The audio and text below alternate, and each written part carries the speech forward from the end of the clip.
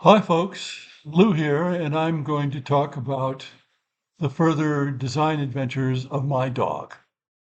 Now, I've already talked about him playing the ragdoll game, which is now dead. He doesn't play it anymore, and Chasey, which still works. And he's devised another game, which is played outside. Now, when I say game, I mean a way to organize play. There's no winners or losers. It's very different from a hobby game. And no rules are written down, of course. But nonetheless, it's something that people play and they call a game because that seems to work. There's an organization involved. Another example is I played a game with a student, although she was 24 years old, she wasn't a kid, um, who was a student worker in college. And she really loved attention. She was the most gregarious person I've ever met. And so I started to make up three-letter acronyms that represented something about her.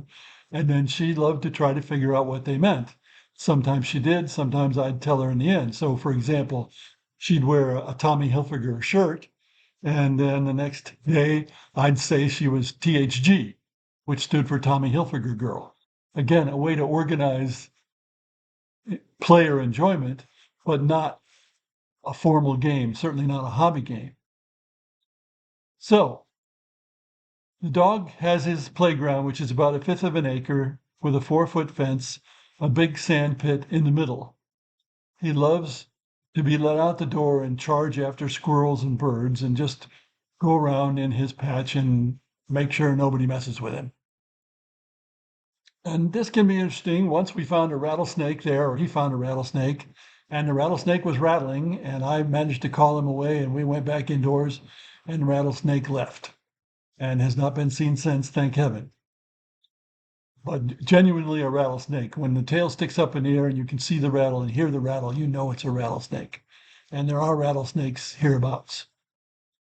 And there were armadillo. One time we had a baby deer got trapped inside, and the mother deer was running around. And actually, when we opened the gates to try to get the baby deer out, the mother deer came in and then leaped over the fence, and it was really awesome because they've got springs in their legs, and a 4-foot fence was nothing, although that was a big deer. Anyway, so it can be exciting.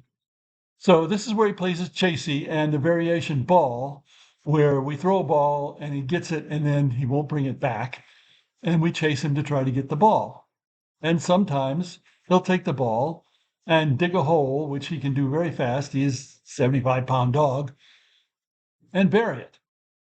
Yesterday when we were playing, he buried the ball 3 times in a row. And I mean, I was standing over him when he did it saying, don't bury the ball. Well, he put it in and then he started putting dirt in.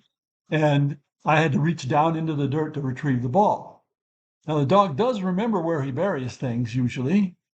And it's quite impressive. But he's devised a new game.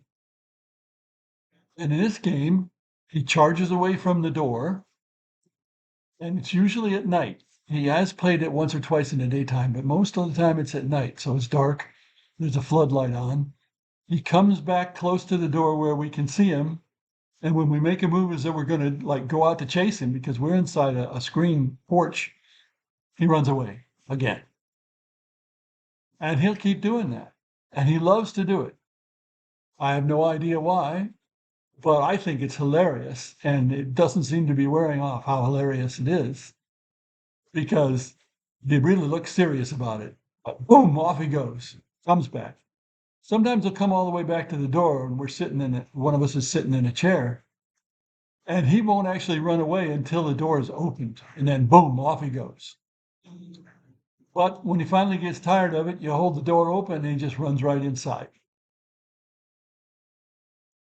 Now, there's an addition to these rules, and that is if he's digging a hole, he's safe. So he doesn't have to run away. We can go stand right beside him. He knows he's safe. But once he stops digging the hole, he's fair game. Now, of course, dogs, especially big dogs, can be digging a hole for a long time and dig a trench in the end. because those two front paws just go to town, and the dog may be huffing and puffing, but he's still digging. So he knows when it's safe. And the ball can be involved here sometimes. Again, this is not so much the new game, but the older game, where it'll be near my feet, and the dog will try to rush past and grab it as he's running away from me. Because when he runs away, he actually runs right past us. It's a dog. So it's organized fun for Doggy and for me or Sue, and we all enjoy it.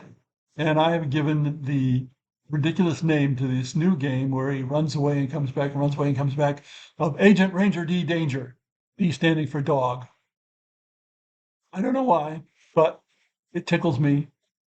Thanks for listening.